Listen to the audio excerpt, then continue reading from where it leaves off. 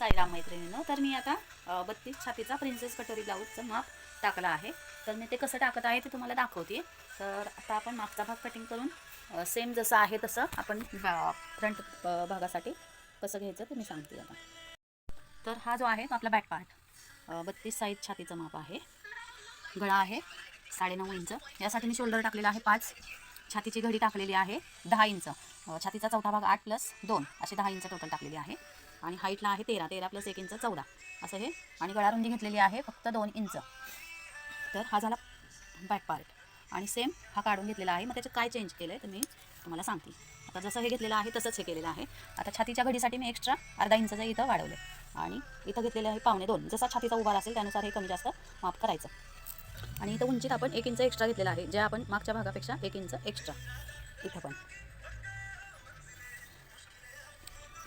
हे बघा, हे 1 इंच एक्स्ट्राचं हे इथं 1 इंच एक्स्ट्रा हा भाग इथं घेतलेला आहे. आणि हे 1/2 इंच आपलं शिलाई मार्जिन काजबटन पट्टीसाठी. छातीचा बस पॉईंट घेतलेला आहे 10.5 आणि इथून हे अंतर टाकलेलं आहे 3.5. आणि ह्या 3.5 पासून ही सरळ रेषा सरळ हे जे एक्स्ट्रा 1 इंच आहे घेतलेलं त्यालाही जोडली. इथून हे अर्धा इंच घेऊन हा तिरका भाग इथं जोडायचा. आणि मग इथून हा जसं 1.25 घेतलं, जसं इथं 1.25 घेतलं तसाच हा पण 1.25 घेतला. आणि इथून हे माप 2.5 इंच टाकलेलं आहे. आणि इथं साधारण अर्धा इंचावर हा मुंड्याचा पुढचा आकार दिलेला आहे.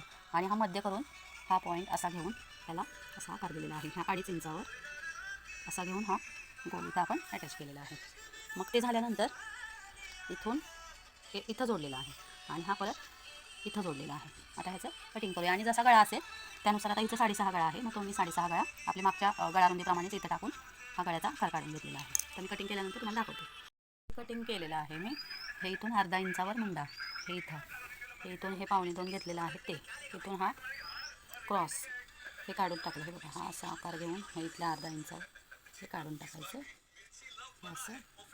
आणि हा भाग वेगळा. ओके, कसं वाटलं मला कमेंट करून नक्की सांगा. बाय मैत्रिणींनो.